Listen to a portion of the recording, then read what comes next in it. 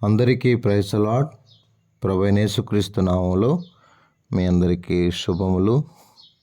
ప్రియమైన దేవుని బిడ్డలారా, అందరూ బాగున్నారా? చక్కగా దేవుని కృపలో ఎదుగుతున్నారని, దేవుని దయలో ముందుకెళ్తున్నారని మనస్ఫూర్తిగా నేను నమ్మి సంతోషిస్తూ ఉన్నాను. దేవుని బిడ్డలారా, మరి ఈ భూమి మీద ఆయన కృప తప్ప మనకేమీ లేదు, అర్థమైందా? కనుక చక్కగా ఆయన పనిలో నిజమైన సహకారులంగా ఉండడమే తప్ప ఆయన పనిని చక్కగా సహకరిస్తూ ముందుకెళ్ళడం మనకెంత భాగ్యం అంటారు. నిజంగా బైబిల్లో ఇలా రాసింది, ఆ సహకారుల పేర్లు జీవగ్రంథం మందు రాయబడి ఉన్నవి అని రాసింది. ఎవరు ఆ సహకారులు? ఆ సహకారులు ఎవరు? వారి గురించి కింద కామెంట్లో తెలియచేయండి. ఆ సహకారుల పేర్లు జీవగ్రంథం మందు రాయబడి ఉన్నవి. ఎవరు ఆ సహకారులు? రండి, నేటి హెబ్రోన్ క్యాలెండర్ వాక్యం దగ్గరికి వస్తాం. ఫిలిప్పీలకు రాసిన పత్రిక 4వ అధ్యాయం 19వ వచనం. కాగా దేవుడు తన ఐశ్వర్యము చొప్పున క్రీస్తు యేసునందు మహిమలో మీ ప్రతి అవసరము తీర్చును. క్రీస్తునందు మహిమలో మీ ప్రతి అవసరము. ఈ జీవిత యాత్రలో ఎన్నో అవసరతలు. కొన్నిసార్లు కొదువలు ఉంటాయి, కొన్నిసార్లు సంపన్న స్థితి ఉంటుంది, కొన్నిసార్లు సమృద్ధి ఉంటుంది, కొన్నిసార్లు ఏముండదు. అర్థమైందా? దేవుడే మన ప్రతి అవసరత. దేవుడు మన శ్రమను చూసి ఎవరినో కొన్ని పంపిస్తాడు. ప్రతి విషయంలో, అన్ని కార్యాల్లో దేవుడు మనకు తోడుగా ఉంటాడు. లేమిలో, సమృద్ధిలో, ఆకలిలో, కడుపు నిండులో. ఎందుకంటే నన్ను బలపరచువాని అందు నేను సమస్తము ఇక్కడ మనల్ని బలపరిచే దేవుడు ఉన్నాడు.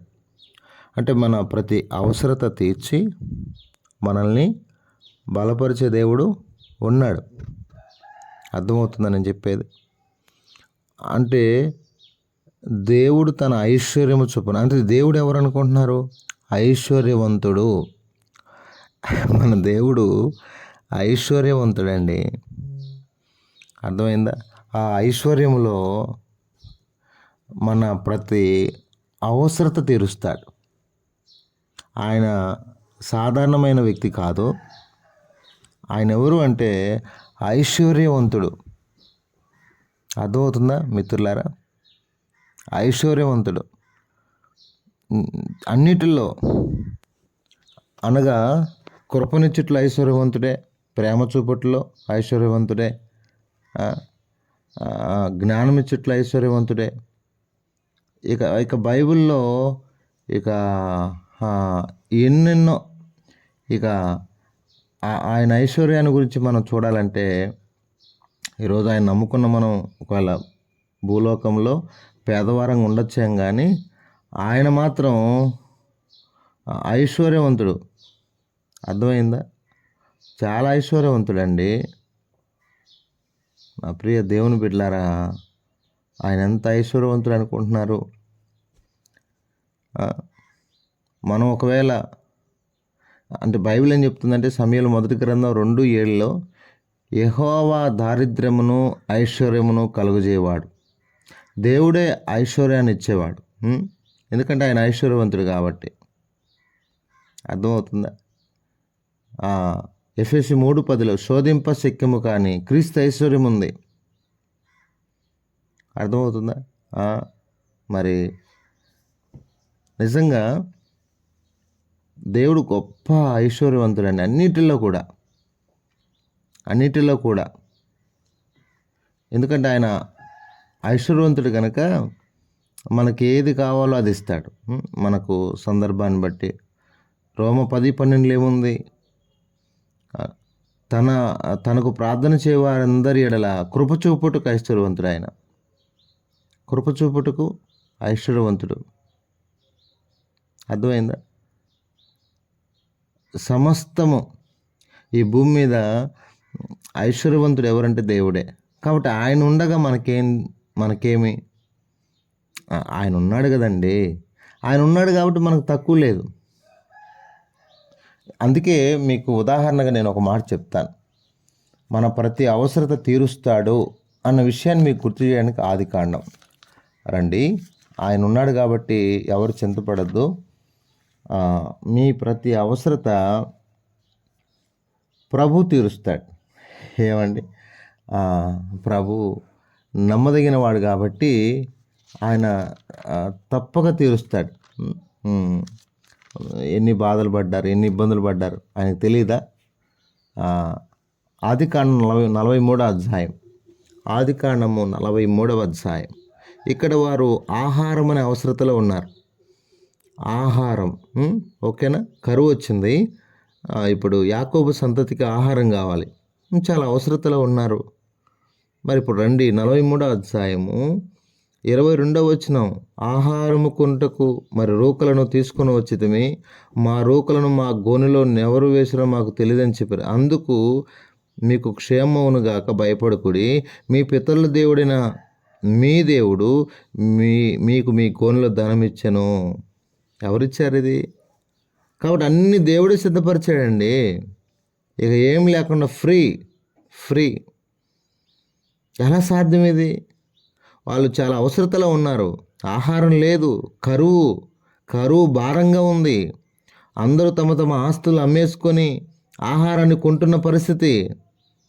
ఇప్పుడు యాకోబు సంతతికి ఆ గతి లేదు. ఎందుకంటే యాకోబు కుమారుడే ఉన్నత స్థానంలో ఉన్నాడు. మన దేవుడు ఐశ్వర్యవంతుడు. అర్థమైందా? ఇక మనకేం తక్కువ? ఇప్పుడు యాకోబుకి ఏం తక్కువ? ఇక కుమారుడు ఆ స్థానంలో ఉన్నాడు. మరి యాకోబుకు తన కుమారుడు ఆ స్థానంలో ఉంటే తక్కువ లేనప్పుడు మన దేవుడు యోసేపు కంటే తక్కువ? ఆయన పై స్థానంలో ఉన్నాడు కదా. మరి మన ప్రతి అవసరత ఆయనకు తెలుసు కదా. మన ప్రతి అక్కర ఆయనకు తెలుసు కదా. కాబట్టి చూడండి, ఇక్కడ వారు వచ్చిన అవసరత ఏంది? ఆహారం కొనడానికి వచ్చారు. ఇప్పుడు ఆహారంతో పాటు ఏ డబ్బులైతే ఇచ్చారో ఆ డబ్బులు కూడా గోనె సంచులోనే ఉన్నాయి. అక్కడ ఉన్నటువంటి వారు, యోసేపు దగ్గర ఉన్నవారు చెప్తున్నారు, మీకు క్షేమం కలుగును గాక, భయపడకండి. మీ పితరుల దేవుడు, మీ దేవుడు మీ గోనెలో ధనం ఇచ్చాడు. మనకు కూడా మనకు అన్ని ప్రభువే సిద్ధపరుస్తాడు. క్రీస్తు యేసు మహిమలో మన ప్రతి అవసరత తీర్చబడుతుంది. అర్థమైందా? నీటి కోసం హాగరు ప్రార్థన చేసింది. దేవుడు నీరు పంపలేదా? సంసోను ప్రార్థన చేశాడు. దేవుడు తెరవలేదా గోతిని? ఎనా కోరే పిలిచిన వాని ఓట తెరవబడలేదా? అంటే మన అవసరతలు ప్రభు తెలుసు. మరీ ఎక్కువగా ఇశ్రాయేల్ ప్రజల వలె దేవుని శోధించద్దు. మీకు అవసరతలు ఉన్నాయి, అక్కర్లు ఉన్నాయి, మరీ ఎక్కువగా బాధించద్దు దేవుణ్ణి. కొంతమంది ఎక్కువగా ప్రభు అదివు ప్రభు, నాకు కారివు, నాకు ఉద్యోగం ఇవ్వు, మా అమ్మాయికి పెళ్ళి కావాలి, ఎక్కువ ప్రభుని శోధించద్దు. తగిన సమయం వస్తుంది.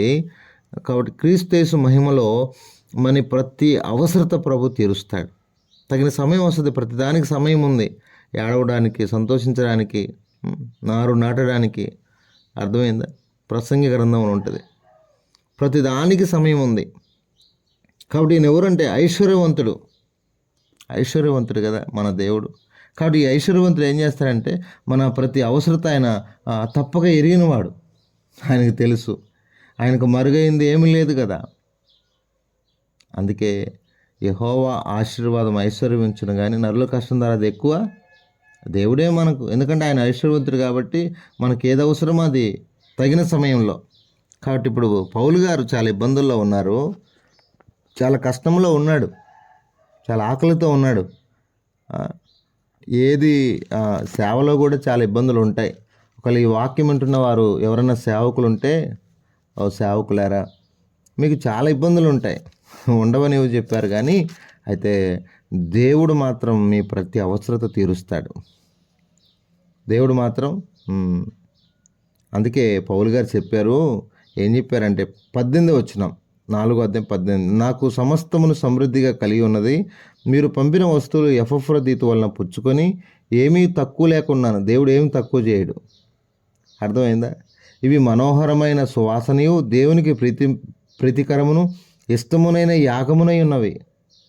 ఎంత మంచిగా అవసరతలు ఉన్నప్పుడు ఆయన బిడ్డలు మరి పౌలు గారిని పోషిస్తున్నారు.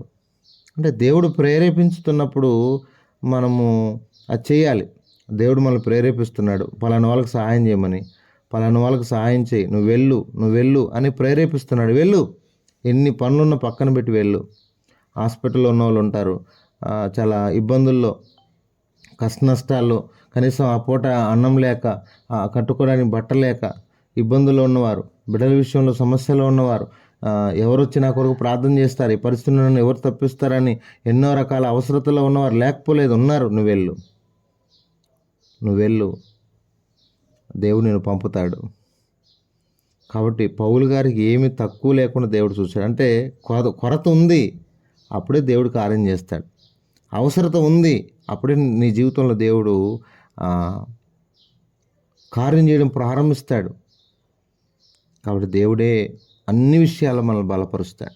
ఏ విషయంలో బలహీనంగా ఉన్నామో, ఏ విషయంలో అటు ఇటు తొట్టిల్లిపోతున్నామో, ఆ విషయాలన్నింటిలో కూడా క్రీస్తు యేసు మహిమలో మన ప్రతి అవసరమును తీర్చి ప్రభు మనల్ని బలపరచునుగాక. ప్రార్థన చేస్తాం. పరిశుద్ధుడైన తండ్రి, కృపగలిగిన దేవ, మీరు ఇచ్చిన ఈ తలంపుల కొరకు స్తుతిస్తూ, మా ప్రియులు ఎవరు ఏ ఇబ్బందుల్లో ఉన్నారో, ఏ అవసరతలో ఉన్నారో, ఏ అక్కర్లో ఉన్నారో, వారి ప్రతి అక్కర తీర్చి మీరే మహిమ పొందమని, మరి వారు ఏ స్థితిలో అయితే ఉన్నారో నాయన, ఏ కొరతలో ఉన్నారు, ఏ అక్కరలో ఉన్నారు, వారిని నేను మీరే జ్ఞాపం చేసుకుని, నీకు సమస్తము తెలుసు ప్రభువా. మా ప్రియులను వారు వెళ్తున్న పరిస్థితులన్నీ ఎరిగిన దేవుడు, మీరే కనికరించి ఆదరించమని మీ దయను కోరుతూ, మీ కృపను కోరుతూ, ప్రార్థన అవసరాలు కోరిన వారిని బట్టి స్తుతిస్తూ, మీ దయను కృపను కోరుతూ యేసు ప్రభు నామములో ప్రార్థన చేసి అడిగి వేడుకొనుచున్నాము తండ్రి. ఆమేన్.